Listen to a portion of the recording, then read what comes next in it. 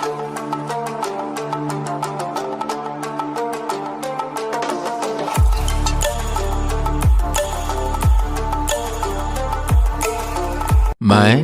बस्तर बोल रहा हूँ। घने जंगलों, झरनों, गुफाओं एवं ऊंचे ऊंचे पर्वतों से घिरा मैं बस्तर जिला छत्तीसगढ़ राज्य के दक्षिणी छोर पर अवस्थित हूँ। मेरे यहाँ का दशहरा दुनिया का सबसे लंबा चलने वाला त्योहार है। मेरी माटी में एक अलग ही खुशबू है, जहाँ मेरे अंदर कई प्रकार की रंग बिरंगी जनजातियां निवास करती हैं, जो मेरी अनूठी संस्कृति की महक पूरे भारत में बिखेरती हैं। मैं एक नक्सलवाद प्रभावित जगह भी हूँ। मुझे यहाँ नक्सलियों द्वारा बड़ा परेशान किया जाता है।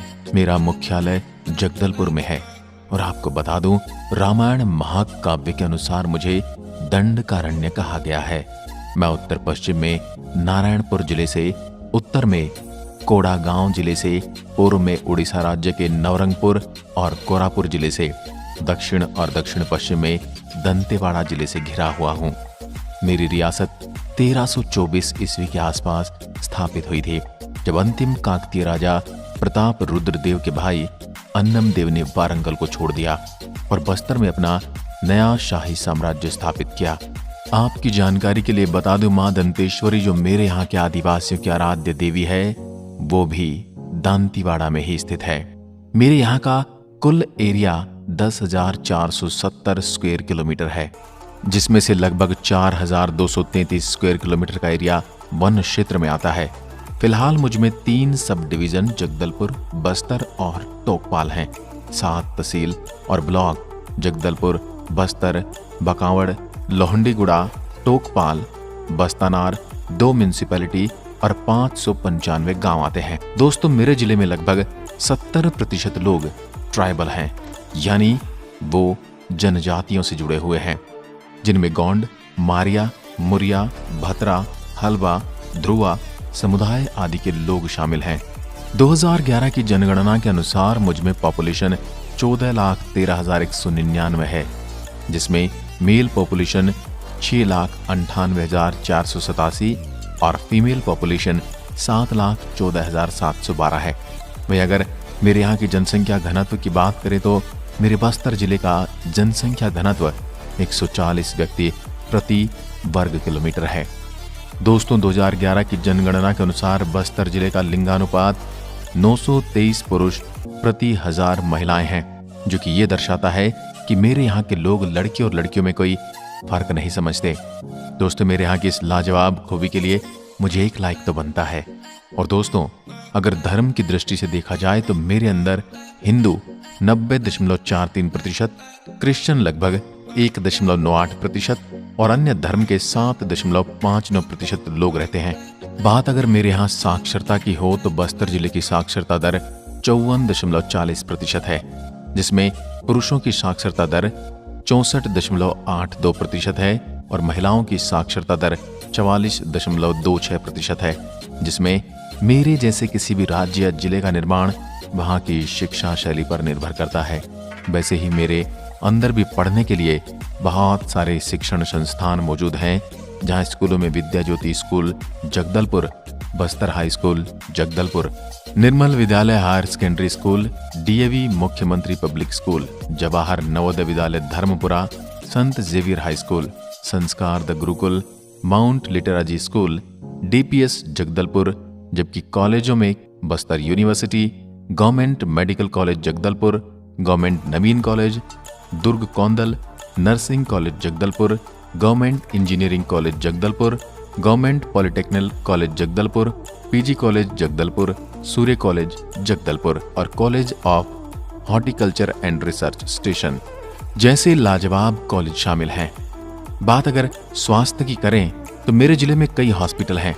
मेरे कुछ महत्वपूर्ण हॉस्पिटल में महारानी hospital Jagdalpur, Bansal nursing home, BSR diagnostics Jagdalpur और इसी तरह की कई सारी सुविधाओं से युक्त हॉस्पिटल मौजूद हैं।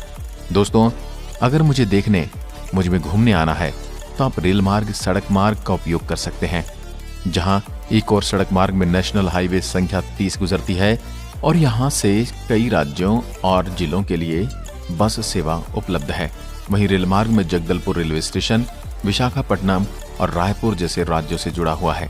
पैसेंजर ट्रेन के अलावा ये रेलवे लाइन NMDC बछेली से आयरन ऑयल की सप्लाई विशाखापट्टनम को करती है।